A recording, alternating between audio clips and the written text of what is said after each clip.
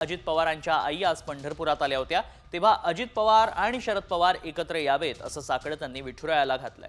नेमकं काय म्हणाल्यात अजित पवारांच्या आई पाहूयात।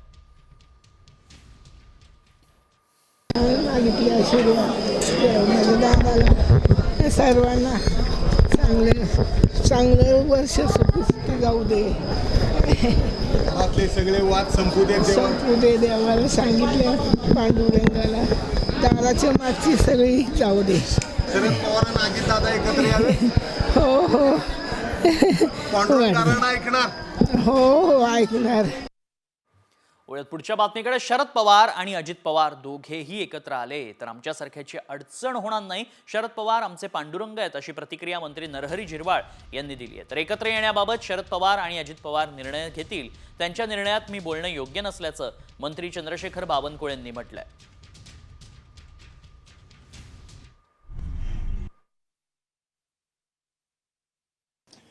आम्ही तर पांडुरंगालाही साकडं घालू, आपण सगळेजण मिळून घालू, पण पवार साहेबांना पांडुरंगाच्या जागेवर पाहून आपण सगळे मिळून पवार साहेबांनाच विनंती करू का एकत्र जर आलात तर आमच्यासारख्या सर्वसामान्याची जी हेळसांड होते ती होणार नाही, म्हणून ते एकत्र येतील। कारण ते तसे दूरदृष्टीचे आणि समाजाची काय हेळसांड होते हे त्यांना माहीत आहे, म्हणून तसा तो विचार निश्चित केला जाईल असं मला वाटतं। तुम्ही काय प्रयत्न करू नका यासाठी? मी प्रयत्न करून काय मज पामराशी काय थोरपण पायाची वाहन पायी बरी आहे, जेवढं होईल तेवढी विनंती करू।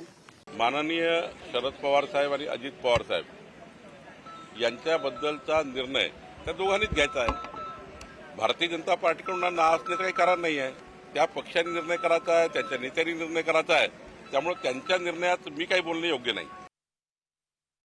आढावा सुपरफास्ट। नाशिक जिल्ह्यामध्ये अवकाळी पावसाचा द्राक्ष निर्यातीला फटका बसलाय। गेल्या हंगामाच्या तुलनेमध्ये यंदा 138 कंटेनरची द्राक्ष निर्यात कमी झाली आहे। बाजारातील हिरव्या मिरचीची आवक कमी आहे, त्यामुळे हिरव्या मिरचीच्या भावात काहीसे चढे दर पाहायला मिळतात। हिरव्या मिरचीला सध्या सरासरी प्रति क्विंटल 2000 रुपयांचा भाव मिळतोय। पुढच्या काळात बाजारातील मिरची आवक काहीशी वाढू शकते असा अंदाज आहे।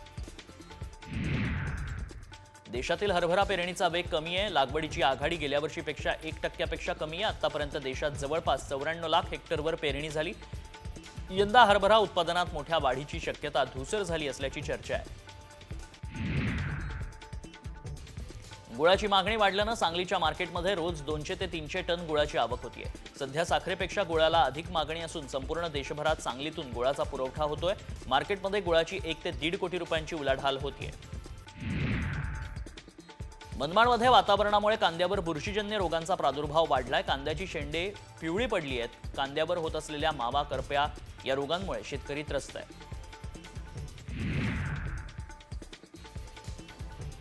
केंद्र सरकारनं नाफेडमार्फत मूग, उडीद खरेदी नोंदणीसाठी मुदतवाढ दिली आहे। त्यामुळे धुळे आणि नंदुरबार जिल्ह्यात नाफेडच्या वतीनं खरेदी करण्यात येणार असून नोंदणी सुरू आहे। शेतकऱ्यांनी जास्तीत जास्त नोंदणी करण्याचं आवाहन जिल्हा पणन अधिकाऱ्यांनी केलं आहे।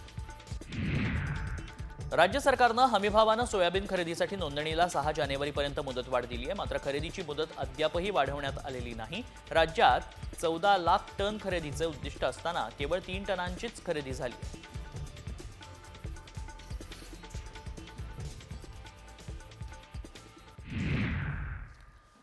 बातमी अमेरिकेतनं येते। अमेरिकेच्या लुझियानामध्ये दहशतवादी हल्ला झालाय। दहशतवादी हल्ल्यात 12 जणांचा मृत्यू झालाय।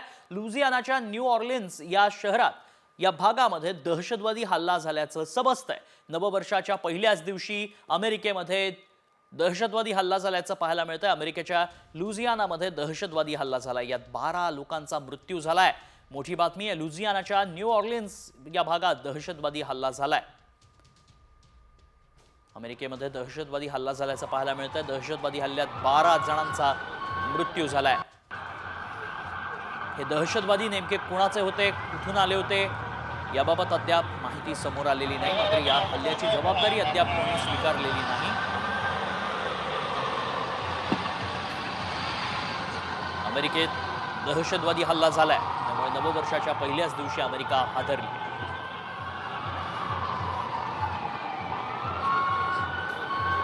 न्यू ऑर्लिन्स इथं हा हल्ला करण्यात आलाय।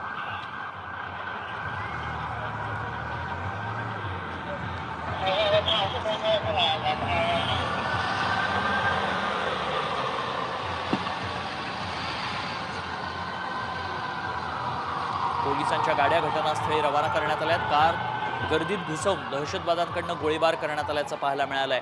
अमेरिकेच्या लुझियानामध्ये हा दहशतवादी हल्ला झालाय. कार दहशतवाद्यांनी गर्दीत घुसवली आणि अंधाधुंद गोळीबार केल्याचं पाहायला मिळालंय. 12 जणांचा या हल्ल्यामध्ये मृत्यू झालाय तर 30हून अधिक जण जखमी आहेत. सध्या जखमींवरती रुग्णालयात उपचार केले जात आहेत.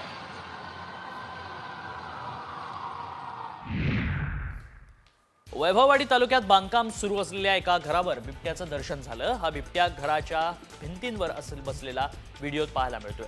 बिबट्याचं भरबस्तीत दर्शन झाल्यानं नागरिकांमध्ये भीतीचं वातावरण पसरलंय.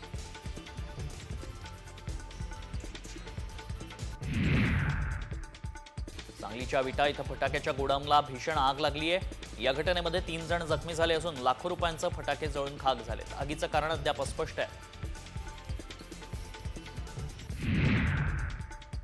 नाशिक शहरात 5 ते 6 जणांच्या टोळक्यांनी सराईत गुन्हेगाराची डोक्यात दगड घालून हत्या केली आहे. क्रांतीनगर सार्वजनिक बांधकाम भवन परिसरात ही घटना घडली. याबाबत पोलीस ठाण्यात गुन्हा दाखल करण्यात आला असून 4घांना ताब्यात घेण्यात आलं.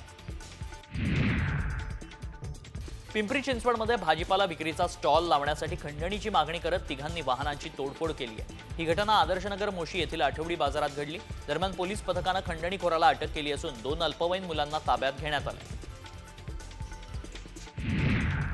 नवी मुंबईत राज्य उत्पादन शुल्क विभागानं मोठी कारवाई केली आहे. विदेशी स्कॉच व्हिस्कीच्या रिकाम्या असलेल्या बाटल्यांमध्ये भारतीय बनावटीचं मद्य टाकून विक्री करण्यात येत होती. या कारवाईमध्ये 2 जणांना ताब्यात घेण्यात आलंय.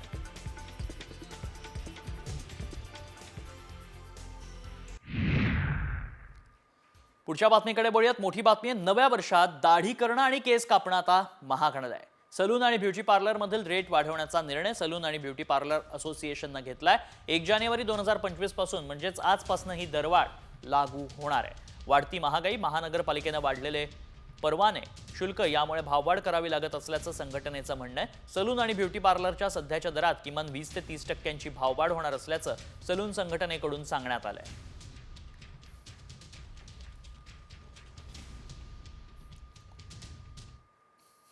पुढच्या महत्त्वाच्या बातम्यांचा आढावा सुपरफास्ट. संभाजीनगरच्या एका शाळेमध्ये रेडा शिरल्यानं विद्यार्थी जखमी झालेत. विद्यार्थ्यांची जेवणाची सुट्टी असल्यामुळे विद्यार्थी मैदानात होते. त्यामुळेच रेड्यानं अनेक विद्यार्थ्यांना जखमी केले. विद्यार्थ्यांना रुग्णालयात भरती केलं असून सुदैवानं यात जीवितहानी नाहीये.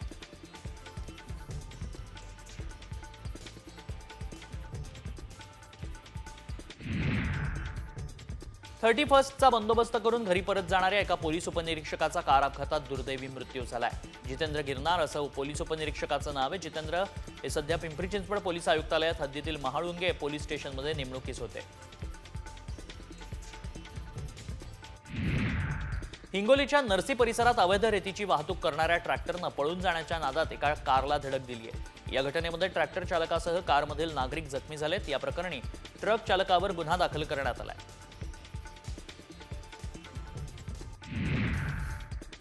मुंबईत नियमांचं उल्लंघन करणाऱ्या वाहन चालकांकडून 89 लाखांचा दंड वसूल करण्यात आलाय. तर 17,000 बेशिस्त वाहन चालकांवर कारवाई करण्यात आली आहे. 31 डिसेंबरच्या रात्री मद्यधुंद अवस्थेत गाडी चालवणाऱ्या 153 तळीरामांवर कारवाई करण्यात आली आहे. नंदुरबारमध्ये पालिकेनं बंदी आलेल्या प्लास्टिक पिशव्या विक्रेत्यांवर कारवाई करत 940 किलोपेक्षा जास्त पिशव्या जप्त केल्या. तसंच प्लास्टिकची विक्री करणारे आणि वापर करणाऱ्यांना 27,000ची दंडात्मक कारवाई करत अनेकांना नोटिसा बजावल्या.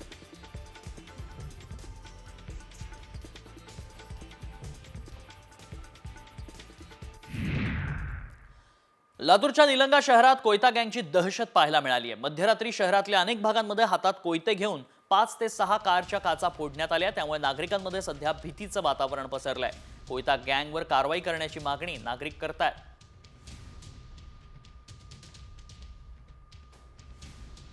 निलंगा शहरात आता कोयता गँगची दहशत पाहायला मिळते. बाईकवरनं आलेल्या या टोळक्यानं तोडफोड केली आहे. जोरदार तोडफोड केल्याचं पाहायला मिळतंय. गाड्यांची काचा फोडण्यात आल्या. त्यामुळे कोयता गँगची दहशत सध्या पसरली आहे.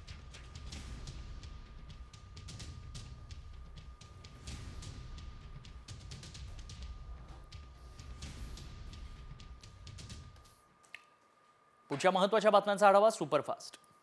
जेलमध्ये जाताच वाल्मिक कराडची तब्येत बिघडली आहे. कराड रात्रीपासून जेवला नाही. सकाळी नाश्ताही केलेला नाही. वाल्मिक कराडला मधुमेह आणि रक्तदाबाचा त्रास आहे. तर रात्री कराड हा ऑक्सिजन लावून झोपला होता. दरम्यान रात्री डॉक्टरांनी कराडच्या तब्येतीची तपासणी केली आहे. वाल्मिक कराड हा 11 दिवस कुठं होता याची माहिती सीआयडीच्या तपासात समोर आली आहे. वाल्मिक कराड हा सुरुवातीला उज्जैनला गेला, त्यानंतर तो गोव्यामध्ये होता आणि गोव्यातून तो पुण्यात आला आणि पुण्यात येऊन त्यानं सरेंडर केलंय. वाल्मिक आणि इतर आरोपींचे राज्यातल्या वेगवेगळ्या शहरांमध्ये बँक अकाउंट आणि मालमत्ता असल्याचं चौकशीमध्ये निष्पन्न झालंय. सरपंच संतोष देशमुखांचे भाऊ धनंजय देशमुख सीआयडी कार्यालयात पोहोचले. सीआयडीच्या अधिकाऱ्यांसोबत काही महत्त्वाच्या मुद्द्यांवर त्यांनी चर्चा केल्याची माहिती समोर येते. सरपंच संतोष देशमुख हत्या प्रकरणासंदर्भातल्या तपासासंदर्भात अधिकाऱ्यांशी चर्चा झाल्याची माहिती समोर येते.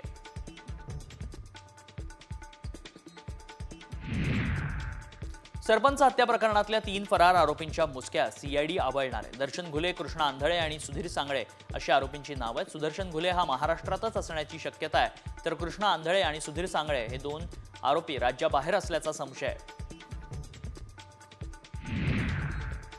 सरपंच हत्या प्रकरणातील आरोपी सुदर्शन घुले, कृष्णा आंधळे आणि सुधीर सांगळे या तिघांच्या घरच्यांची आणि नातेवाईकांची कसून चौकशी करण्यात आल्याची माहिती मिळते. आरोपी नातेवाईकांच्या संपर्कात आहेत का याचा तपास सीआयडी करते. धनंजय मुंडे हेच बीडचे सर्वात मोठे आका असं वक्तव्य आमदार सुरेश धस यांनी केलंय. पहिल्यांदाच सुरेश धस यांनी साम टीव्हीला दिलेल्या एक्सक्लुझिव्ह मुलाखतीत धनंजय मुंडेंचं थेट नाव त्यांनी घेतलंय.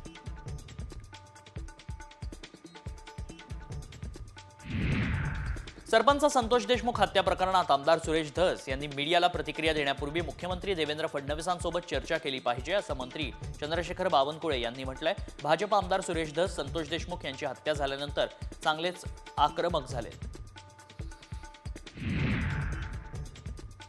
क्रीडा मंत्री दत्तात्रय भरणे यांनी माध्यमांशी बोलताना धनंजय मुंडेंची पाठराखण केली आहे. नेत्याचे मित्र कार्यकर्ते असतात, मित्रांना काय केलं म्हणून वरच्या नेत्याचा असतो असं नाही.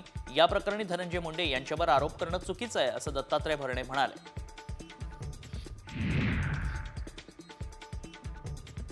धनंजय मुंडेंनी राजीनामा देण्याची आवश्यकता नसल्याचं मंत्री हसन मुश्रीफांनीही म्हटलंय. जोपर्यंत कोणी दोषी आढळत नाही तोपर्यंत कोणी राजीनामा देण्याची आवश्यकता नसल्याचं मुश्रीफ म्हणाले. छत्रपती संभाजीनगरच्या एका शाळेमध्ये चक्क रेडा शिरलाय. रेडा घुसल्यानं शाळेमध्ये खळबळ माजली. यावेळी विद्यार्थी सैरावैरा धावू लागले. रेड्याच्या हल्ल्यात अनेक विद्यार्थी जखमी झाले. शाळा प्रशासनानं विद्यार्थ्यांना घाटी रुग्णालयात भरती केलं असून त्यांच्यावर उपचार केले जात आहेत. रस्त्यावरील लोकांनी रेड्याला मारल्यानं तो थेट शाळेत शिरला. मधली सुट्टी असल्यानं, जेवणाची सुट्टी असल्यानं विद्यार्थी मैदानातच होते. त्यावेळी रेड्यानं विद्यार्थ्यांवर हल्ला केलाय.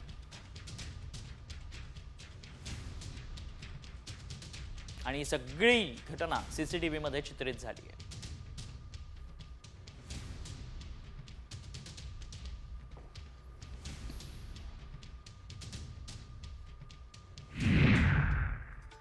गडचिरोलीतील ज्या भागात माओवाद्यांचा मोठ्या प्रमाणात वर्चस्व होता, आता तिथं आपलं वर्चस्व तयार झाल्याचं मुख्यमंत्री फडणवीसांनी म्हटलंय. तर 12 गावांनी ठराव करून माओवाद्यांना रेशन पाणी नाकारलं. त्यामुळे एक नवीन पहाट गडचिरोली जिल्ह्यात तयार झाल्याचं फडणवीस म्हणाले.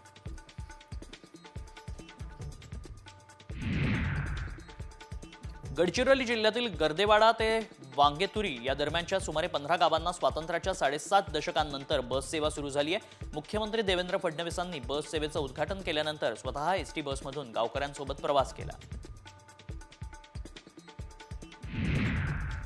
मनोज जरांगे पाटलांनी मराठा आरक्षणाच्या लढाईसाठी एल्गार पुकारलाय.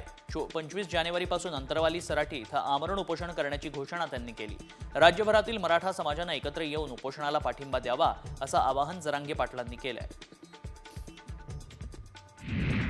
उद्या दुपारी 12 वाजता मंत्रिमंडळाची बैठक होणार आहे. या बैठकीसाठी सर्व मंत्र्यांना उपस्थित राहण्याचे आदेश देण्यात आले. उपमुख्यमंत्री अजित पवार हे राज्याबाहेर असल्याची माहिती समोर येते. त्यामुळे ते बैठकीला उपस्थित राहणार नाहीत. तसंच अजून काही मंत्र्यांनी पदभार स्वीकारलेला नाही. त्यामुळे या बैठकीत काय निर्णय होतात याकडे लक्ष लागलंय. कोकणात ठाकरे गटाला मोठा धक्का बसण्याची शक्यता आहे. माजी आमदार राजन साळवी पक्षाला रामराम करण्याच्या तयारीत असल्याची माहिती समोर येते. निवडणुकीत आणि वरिष्ठांनी दखल न घेतल्याची भावना साळवी यांनी व्यक्त केली आहे. तसंच साळवी 12 तारखेला भाजपमध्ये प्रवेश करणार असल्याची सूत्रांकडून माहिती मिळते.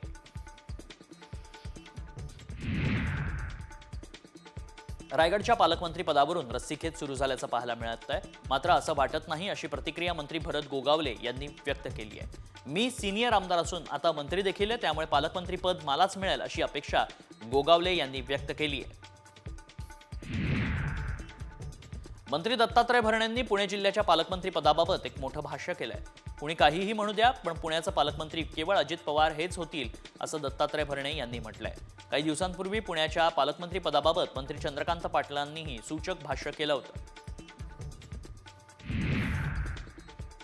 नववर्षानिमित्त राज ठाकरेंनी ट्विटर पोस्ट केली आहे. मराठी माणूस महाराष्ट्राच्या राजधानीत अजूनही असुरक्षित असल्याची खंत ठाकरेंनी व्यक्त केली. हिंदू माणसाला गळ्याला हात लावल्यास अंगावर येईन असा इशारा राज ठाकरेंनी दिलाय. स्थानिक स्वराज्य संस्थांच्या निवडणुकांकडे आता संपूर्ण राज्याचं लक्ष लागलंय. सुप्रीम कोर्टामध्ये 22 जानेवारीला निवडणुकीबाबत सुनावणी होणार. न्यायालयाच्या निकालावर महापालिका निवडणुकांचं भवितव्य ठरेल. स्थानिक स्वराज्य संस्थांच्या निवडणुकीसाठी सज्ज रहा अशा सूचना राष्ट्रवादीचे प्रदेशाध्यक्ष जयंत पाटलांनी कार्यकर्त्यांना दिल्या आहेत. तसंच विधानसभा निवडणुकीनंतर पक्षातील लोक सोडून न गेल्यानं जयंत पाटलांनी समाधानही व्यक्त केलंय.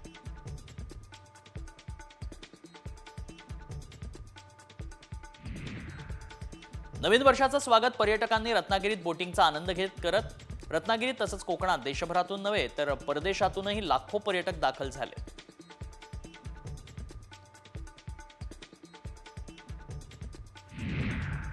एक महत्वाची बातमी आहे. नववर्षाच्या पहिल्याच दिवशी पुण्यातील सकाळ वृत्तपत्राचा 93वा वर्धापन दिन साजरा करण्यात येतोय.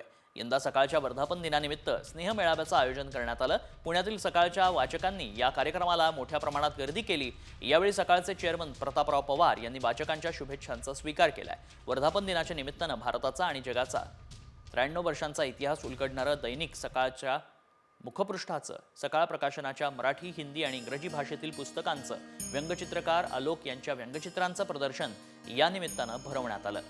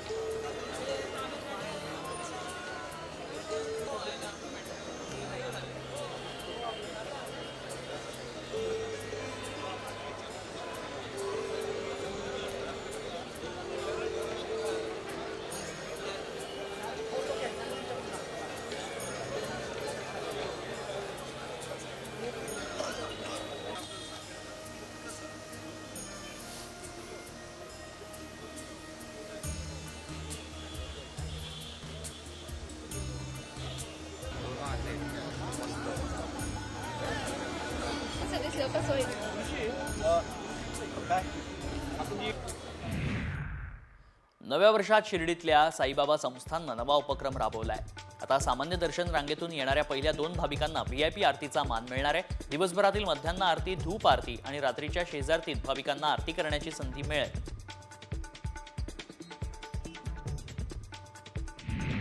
पुण्यातील श्रीमंत दगडूशेठ हलवाई गणपती मंदिर परिसर गजबजलाय. गणपती मंदिराला फुलांची आरास करण्यात आली आहे.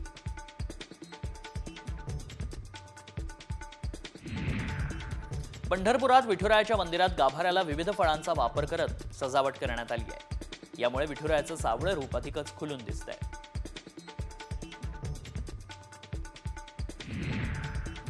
औंढा नागनाथमध्ये भाविक दर्शनासाठी दाखल झाले. मंदिरामध्ये भाविकांना ऑनलाईन दर्शनाची सुविधा उपलब्ध करून देण्यात आली आहे.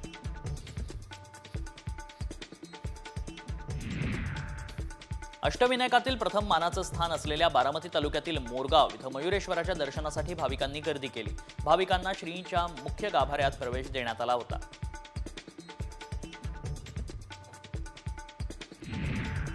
कोरेगाव भीमामध्ये 207वा शौर्य दिन साजरा होतोय. यंदाच्या वर्षी संविधानाचा अमृत महोत्सव असल्यानं विजयस्तंभावर संविधानाची उद्देशिका लावण्यात आली आहे. विजयस्तंभाला फुलांची सजावट करण्यात आली आहे. विजयस्तंभाला अभिवादन करण्यासाठी लाखो अनुयायी दाखल झाले. कोरेगाव भीमा इथं एक मोठं स्मारक व्हावं अशी मागणी रामदास आठवलेंनी केली आहे. याबाबत मुख्यमंत्री फडणवीसांची भेट घेणार असल्याची माहिती आठवलेंनी दिली. एसटीत जागा नसल्याच्या कारणावरून प्रवासी आणि कंडक्टरमध्ये वाद झालाय. या वादातनं प्रवाशांनी कंडक्टरला जबर मारहाण केल्याची घटना मनमाडच्या एसटी बस स्थानकावर घडली आहे. मारहाणीची घटना सीसीटीव्हीमध्ये चित्रित झाली आहे. दरम्यान याच प्रवाशांविरोधात गुन्हा दाखल करण्यात आलाय.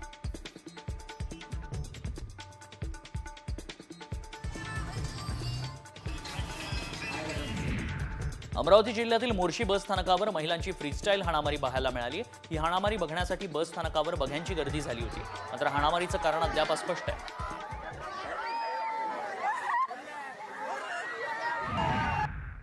लातूरच्या निलंगा शहरात कोयता गँगची दहशत पाहायला मिळते. मध्यरात्री शहरातल्या अनेक भागात हातात कोयते घेऊन 5 ते 6 कारच्या काचा फोडण्यात आल्या.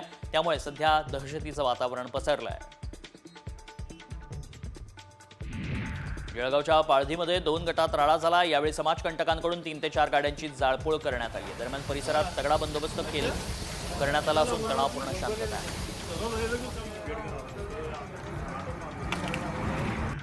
मुंबई हल्ल्याचा मास्टरमाइंड तहव्वूर राणाला भारतात आणण्याचा मार्ग मोकळा झालाय. अमेरिकेच्या कोर्टात भारताचा विजय झाला असून तहव्वूर राणाला भारताच्या ताब्यात न देण्याची याचिका अमेरिकेच्या कोर्टानं फेटाळली आहे. राणाविरोधात भारतानं पुरेसे पुरावे सादर केल्याचं कोर्टानं म्हटलंय.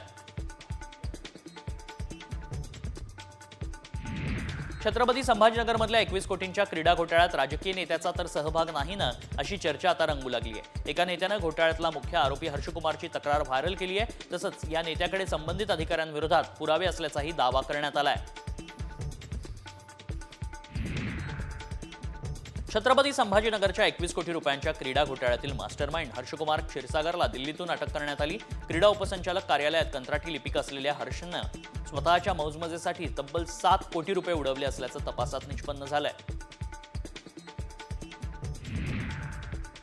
कल्याण अल्पवयीन मुलीवर लैंगिक अत्याचार आणि हत्या प्रकरणात विशाल गवळीला गुरुवारी कोर्टात हजर करण्यात येणार आहे. दरम्यान पीडित मुलीच्या वडिलांनी आरोपी विशाल गवळीला फाशीची शिक्षा द्या, यात कोणीही राजकारण आणू नये अशी आर्त हाक मुलीच्या वडिलांना दिली आहे.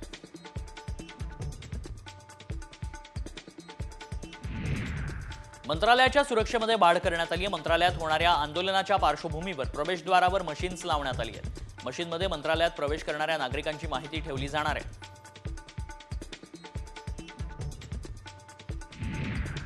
म्हाडानं नवीन वर्षामध्ये 2,500 ते 3,000 घरांची लॉटरी काढण्याचं नियोजन केलंय. गोरेगाव, पहाडी, अंधेरी, जुहू आणि कांदिवलीतील घरांचा यात समावेश आहे.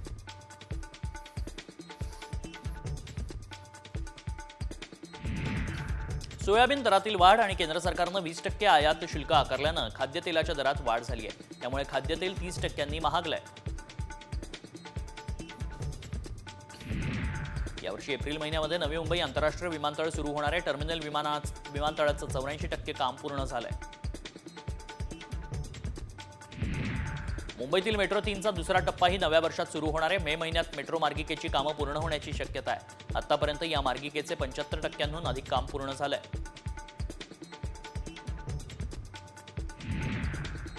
नवी मुंबईतील वाहनधारकांना नव्या वर्षाचं गिफ्ट मिळणार आहे. नवा वाशी खाडी पूल फेब्रुवारी महिन्यामध्ये वाहतुकीसाठी खुला होण्याची शक्यता आहे. नव्या वर्षात रस्ते विकासाला गती आली आहे. नागपूर मुंबई समृद्धी महामार्गावरील इगतपुरी आमणे टप्प्याचं 100% काम पूर्ण झालंय. हा टप्पा मार्चमध्ये वाहतूक सेवेत दाखल करण्याचं नियोजन आहे. एअर इंडियाच्या देशांतर्गत विमान प्रवाशांमध्ये आता वायफाय सुविधा मिळणार आहे. देशांतर्गत विमान प्रवासामध्ये वायफाय सेवा पुरवणारी एअर इंडिया पहिली कंपनी ठरली आहे.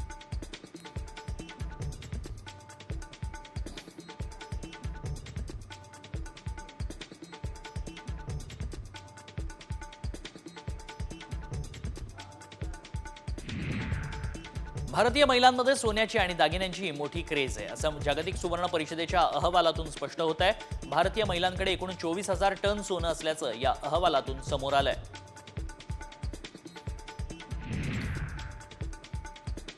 पीओपीच्या गणेश मूर्ती तयार करण्यासह वापरण्यावर अहिल्यानगर महानगरपालिकेनं बंदी घातली आहे. शहरातील 346 गणेश मंडळ 150 कारखान्यांना नोटिसा धाडण्यात आल्या. मात्र या निर्णयानं 4 ते 5 हजार कामगारांवर उपासमारीची वेळ येणार असल्यानं गणेश मूर्तिकार संघटनेनं आंदोलनाचा इशारा दिला.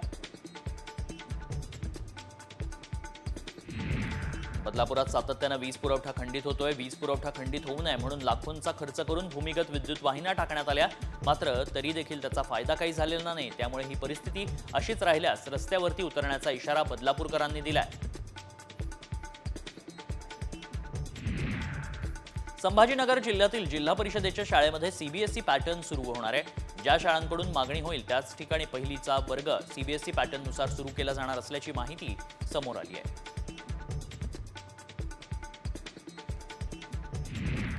बुलढाण्यात संभाजी ब्रिगेडसह शेतकऱ्यांनी रस्त्यावर उतरत सरकारविरोधात घोषणाबाजी केली. विविध मागण्या आणि कर्जमाफीसाठी ठेचा भाकर खाऊन जिल्हाधिकारी कार्यालयासमोर आंदोलन करण्यात आलं.